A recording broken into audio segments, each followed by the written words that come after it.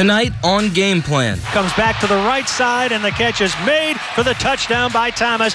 A change in Saints outcomes is followed by a change in scenery as the black and gold take the show across the pond. We out here in London, baby. What's good, Who Dat Nation? What remains to be seen is if there will be change in the handling of the national anthem controversy. Pushing forward, that's the question, is how do you go forward and bring in unity? I think we're trying to find the best way to handle this, to show unity and yet show respect for the flag as well. We'll have reports from London on all of those storylines. Plus, we'll study the film on Mike Thomas's breakout game, examine the state of the Dolphins heading into the matchup, and project the fantasy football forecast for Sunday morning's early kickoff. From Fox 8 Sports, this is Game Plan. Sponsored by your Southern Quality Ford dealer, built Ford tough. And the 2017 Nissan Titan with America's best bumper-to-bumper limited truck warranty. Nissan Titan, take on any job. Off to Schneid at 1-2 and off to London to face the Dolphins. The Saints march on with their sights set on getting back to 500. Welcome to Game Plan with Chris Hagan. I'm Sean Plazant. The black and gold's emphatic first win answered a lot of questions on a day that brought up some others. Can the momentum carry overseas? Is this defense here to stay? And what will happen with the national anthem controversy going forward? Juan Kincaid has all of the answers from London. Thank you very much. Coming to you from Canary Wharf, which is a part of Cabot Square in downtown London. To give you an idea of how far out of the way the Saints are this week while they're practicing, this is 75 miles away from their practice facility in Sunbury, which means, again, they're in the middle of pretty much a small community, which is perfect for the Saints as they get ready to play the Dolphins this weekend. A football game may be their reason for being here, but upon the Saints' arrival in London, the number one talking point had absolutely nothing to do with what will happen between the white lines. It's weird talking to you about it. I was expecting this from one of you guys. I don't blame the guys for feeling like they needed to do something as a reaction to that. To stand or not to stand for the national anthem. From day one here in London, it's been the biggest headline-grabbing story. As big as this game is for the Saints, what they do before the ball is kicked off has been more of a talking point here. And it seems as though the team is working on a plan. We want to find something that we can do together that shows unity and does not show division. So we'll have to wait and see on that. As for on the field, on the edge of London, on a rugby field no less, is where the Saints have been going through the paces at practice. Head coach Sean Payton trying to keep it as normal as possible, even though their location reminds them that this week is anything but. If you're looking for some highlights from the week, look no further than the return of three key players to the roster. One was Willie Snead, who spent his first day in London on the practice field, but working opposite of his teammates. His availability for Sunday is still up in the air. But perhaps even more exciting is the possible return of the team's two offensive tackles. Zach Strief and Teron Armstead are a sight for sore eyes out here. Especially the guys up front. You know, I think you definitely want as much continuity up front as you can. I think, you know, the idea that, you know, Andrews Pete can play left guard, he can play left tackle. Ryan Ramczyk can play left tackle, he can play right tackle. You know, you've got a lot of versatility. Senio, Calamente's played both guard positions, center, left tackle, and right tackle. He's played every position on the offensive line. So when you've got that type of versatility, it's good. But then again, you do like to kind of get your rotation and get it set. And if you're looking for an advantage in this game for the Saints, look no further than the coach's decision on when to show up and where to hold up while they're here. So many things were new back in 08. You know, it was a new experience for all of us. I mean, listen, here we are almost 10 years later, so most of this team hasn't been over here before. I mean, there's only a handful of us that were here in 08. Now that I think about it, there was two of us, I think, but coaches. So, but I think just the plan and knowing what to expect, and then the way that we could communicate that, the way that Sean could communicate that, and the coaching staff. Listen, these facilities are great. You know, they're better than what we had when we were here the first time. Again, I think we just had a really good plan coming into this, having done it before. And if you're looking for maybe one more advantage the Saints may have over the Dolphins, the fact that they got here on Monday, started practicing on Wednesday. And the turf they're practicing on out in Sunbury, it's very similar in thickness to what they'll play on at Wembley Stadium. With the Saints in London, I'm Juan Kincaid. If the Saints can stay healthy this week, they have a bye week on the horizon to catch their breath and get back on track. No doubt about that. Unfortunately for the Dolphins, their bye week was week 1 due to Hurricane Irma, so they are just 2 games into a 16-game stretch. And they decided against leaving early for London like the Saints. They'll arrive early Friday morning. And when they make it across the pond, Dolphins coach Adam Gase hopes his team brought a better offense with them. They were bad against the Jets last week. Only scored 6 points and had just 30 yards rushing. And the head coach didn't hold back his feelings on how bad that side of the ball played. I'm upset about the way our offense played. I'm just tired of watching for 2 years, just garbage. So we're going to figure something out. Just a lot of bad football. We had more mental errors than we've had in the last 2 years. So we'll just make some. I'll find the guys that want to do it right, and those are the guys that will play. So clearly Gase was upset, but the Saints would be foolish to overlook this team. They have some explosive weapons on offense and a quarterback that is capable, though inconsistent. I think the question we all want answered, though, is this Saints defense as good as they showed last week in Carolina? We shall see. The Panthers were very banged up. This group will not be. If they play well, then maybe you can say this defense is back. If they play bad, then they're back to square one, a spot where everyone seems to be very familiar with this defense. Well, Sean, we're just getting started. Mike Thomas's breakout game in Carolina was a welcome sight for Saints fans. Sean breaks down the film behind how he got open.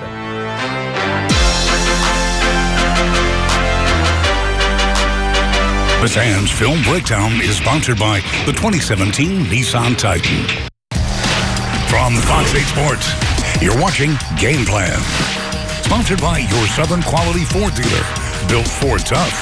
And the 2017 Nissan Titan, with America's best bumper-to-bumper limited truck warranty, Nissan Titan. Take on any job. Breeze from the shotgun.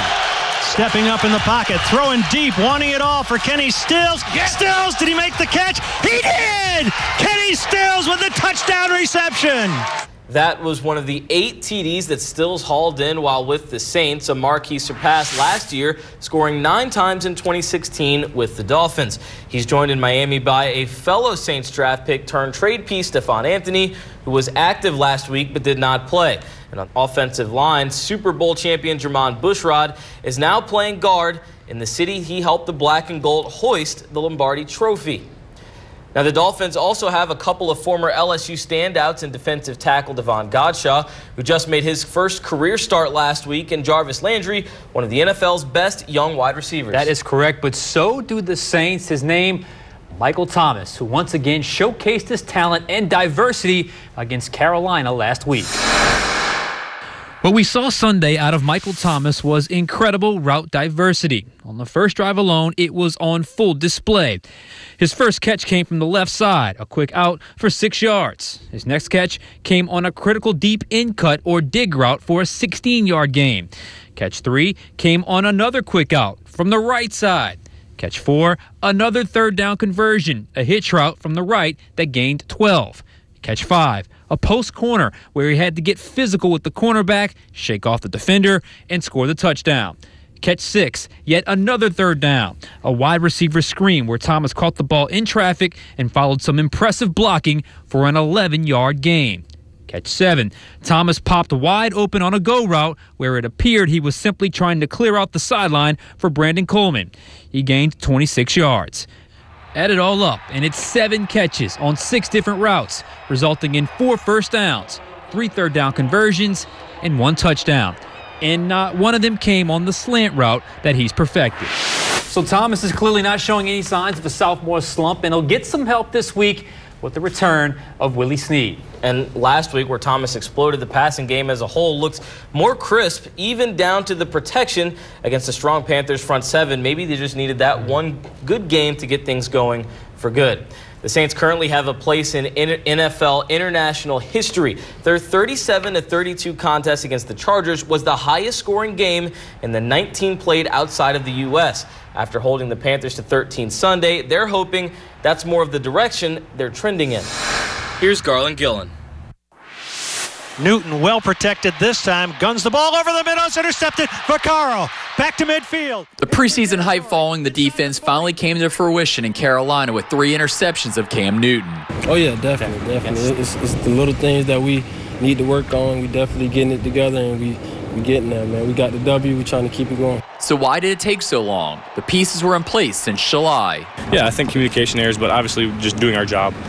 It goes beyond communication. We had some from every position group. I'm not gonna sit here and point fingers at anybody because we all made our mistakes in those games that gave up big plays or gave up third down conversions to the offense. So, but the thing is, going forward, we corrected those mistakes, and I think it showed last week. Now the goal is to get Jay Cutler to fall for the same tricks Newton got treated to in Carolina. It was good to see us finally get some turnovers. I mean, it's a good confidence builder, and we got the momentum moving forward now. So that momentum is going to be very important going forward. Obviously, coming all the way across the Atlantic to come play here in London isn't easy on our bodies, and but that momentum obviously made the trip a little bit easier. So again, capitalize on this week, hopefully get the win and get back home. The Saints are primed for another stellar performance this weekend against Miami. The Dolphins put up only 6 points last week against the lowly Jets. From the United Kingdom, Garland Gillen, Fox 8 Sports. We've got more Dolphins talk still to come, and on the other side of the break, Herbie Teope of NOLA.com, the Times-Picayune, joins us to talk about the Saints personnel boost this week and the ongoing national anthem controversy.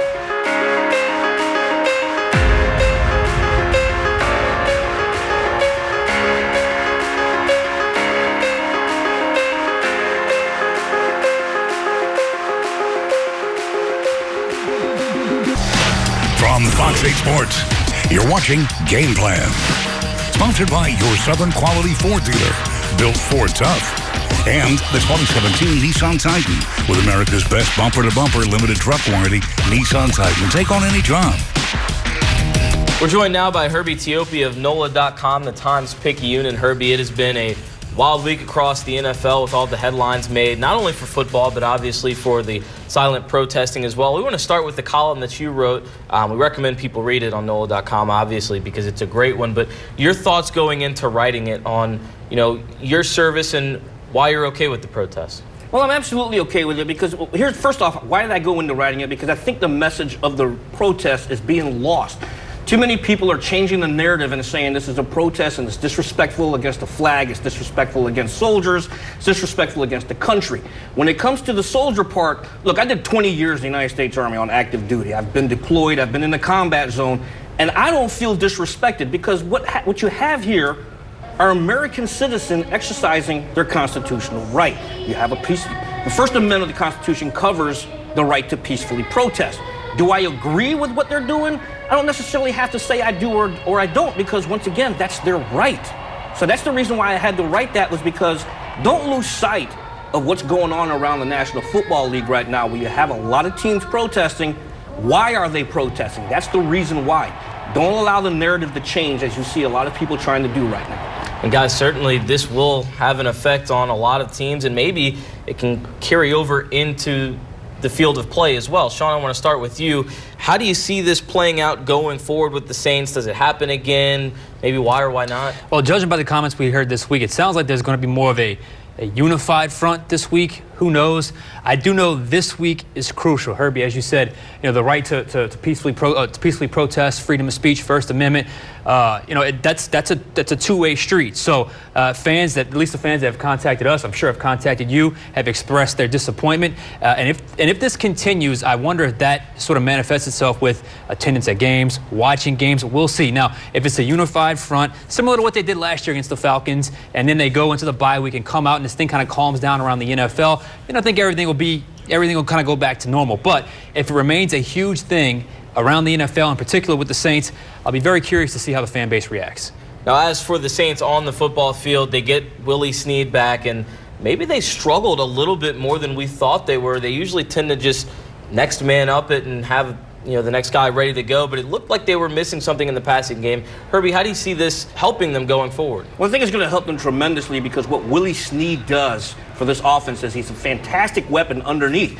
Granted, against Minnesota Vikings, I don't think he would have helped there, because the Vikings own one of the best defenses in the National Football League. He certainly could have helped in Week 2 against the Patriots, because the Patriots schemed to take away Michael Thomas. So when you couldn't find a secondary receiver, that certainly hurt them. Snead gives them what they've been missing, and that's a guy underneath. Moves the sticks on third down, moves the sticks. Now, we saw them get better on third down last week. I thought that was the key to the entire offense. But he's a guy that can move the sticks on third down. He has the trust of Drew Brees. And you saw that, not just third downs, but early third downs. You get those fresh set of plays. You can get to rhythm quicker, and the offense just clicks quicker. I think it'll help tremendously in that regard because he moves the sticks on third down. He's the guy alongside Michael Thomas that Drew Brees trusts immensely to do the right thing. Defensively, the Saints gave Cam Newton fits all day Sunday. Now, do you think that is more of a thing of them knowing Cam Newton really well at this point and catching him on a bad day, or has this defense turned a corner, Herbie? I think that's a very fair point because they do know Cam Newton, but you also have to consider the Panthers were without Greg Olsen, a historic Saints killer, so he was not in the game, and then also Kelvin Benjamin left the game, so they were one-dimensional. But the fact is, I think this Saints defense will turn the corner. I know Sean's going to have some thoughts here, but they are going to play the Miami Dolphins, and Jay Cutler, yes, he is still a pretty good quarterback, but he's also a turnover waiting to happen, so I think they have turned the corner. You underestimate me, sir. You know, I mean, how do you know? No, I think the defense played well. They were very banged up, not just at Greg Olsen, but also that offensive line. I think they played one good game. Now, that has to carry over into the next game. They can have another good game, then maybe we're starting to see some consistency with this defense. But let's not overlook the fact that Cam Newton was also injured. He was not 100% healthy and didn't have two of his best weapons. By the way, I think Greg Olsen became their team MVP Sunday because you see how limited that offense is when they don't have him. Certainly after a game like that, there is a lot of fan chatter as well. One question, Sam from Lake Charles wants to know, do we trade Kenny Vaccaro, or was that just a smokescreen? Sean? That's a good question. Look, he played okay last week. He had the big interception. He also got beat by Christian McCaffrey on kind of a wheel out and up type route. But I think that's going to calm down a little bit, especially if they win this week. Now, if he gets exploited again this week, we'll see. A lot of that has to do with what are other teams offering? What are they calling about? And that's the part we don't know. So my feeling is their ears are always going to be open. Their phone lines are going to always be open. But unless they get the deal they want, I don't know if it's going to happen. Another one from the Final Word feature of the Final Play app, Toby in Ponchatoula says, there seemed to be a major lack of patience developing young players. We rotate too many players, no continuity. My take on this, whenever you see a lot of rotations at any position group, that tells me that there's an issue with the draft, because that means you have to compensate. If a guy you drafted like an Anthony and he's not panning out like you had hoped, now you see a lot of rotations at the position, and we've certainly seen a lot of the linebacker positions change throughout these last two seasons. But more often when you see, as the reader comment there says, a lot of movement around there, it's because of the draft. You got to hit on the draft. And Sean Payton, before Week 3's game, said, yes, they've missed quite a few on the draft pick. Certainly this will be in a very anticipated game coming up, not just being in London, but trying to see if the Saints are for real. Herbie Teope of NOLA.com, the Times-Picayune. Thanks for joining us. Last week in London, we saw an unpredictable Jaguars 44-7 win over the Ravens. Unpredictable has become the norm in the NFL this year. I'll explain how to approach your fantasy football moves accordingly next.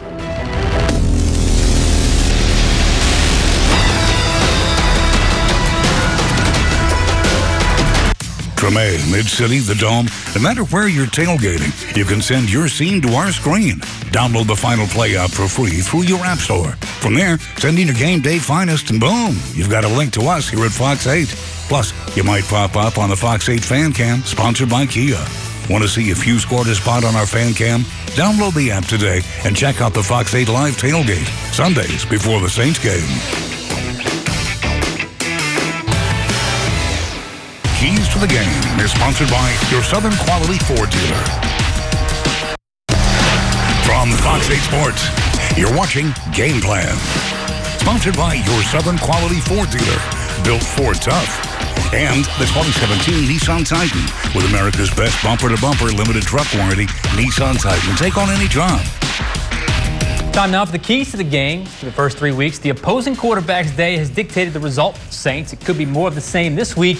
Check out Jay Cutler's career against the Saints. Since he came into the league in 2006, 7 touchdowns, 4 interceptions in 4 games for a passer rating of almost 85. Not bad, but check out the pressure he's been under. 4 sacks per game. That's how many times the Saints took down Cam Newton last week.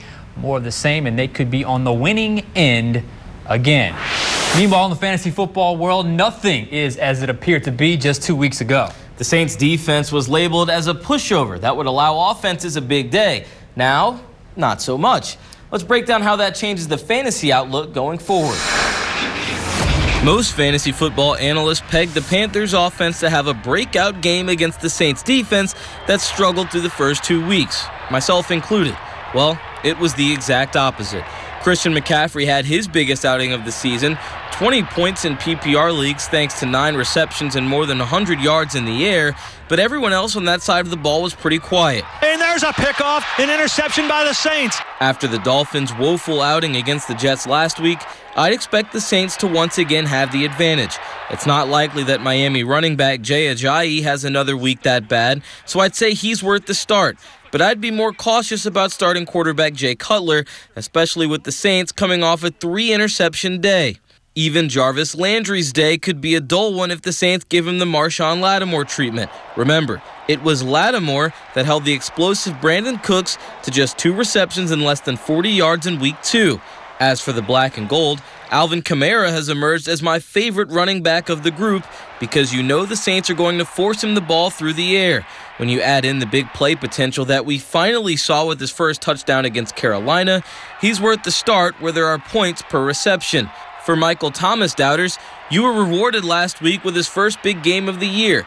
And for those who drafted Willie Snead, hopefully at a better than average value due to his 3-game suspension, congratulations. You just picked up a great PPR receiver who could have the best year yet statistically without Brandon Cooks. However, as is the case every year, the Saints do remain a bit unpredictable. Brandon Coleman's certainly done a better job of making plays in the red zone, and if it weren't for Snead's return, I'd say Coleman was at least worthy of a fantasy roster spot. Kobe Fleener, on the other hand, is definitely worth the ad if he's still available, and maybe worth the start. Tight end production gets more scarce by the week with injuries, and any given week, Fleener could have a big game. Saints fans hope it's this week to get the team back to 500. And if you head over to the Final Play app, you can submit a question about your roster using the Final Word feature, and I'll let you know what your fantasy options are. Our coverage certainly doesn't stop here. Lots more on Fox 8 News Friday and Saturday. And then Sunday, bright and early, 8:30 in the morning, kickoff in London. No time for a tailgate show, but Fox will start their national coverage at 8 a.m. After the game, you can check out the Cowboys and Rams at noon. And we'll wrap up the weekend of football on the Final Play at 10:30 p.m. And be sure to tune in for Fox 8 Football Friday at 10:35 as Sean and I take you around the state for all of the great prep action in Louisiana. Until then, thank you for watching Game Plan, and thanks to everyone here at Fox 8 for their contributions. Our next newscast is at 4:30 a.m. Have a great night. Good night. From Fox 8 Sports, this has been Game Plan, sponsored by your Southern Quality Ford dealer, built Ford tough. And the 2017 Nissan Titan with America's best bumper-to-bumper limited truck warranty. Nissan Titan. Take on any job.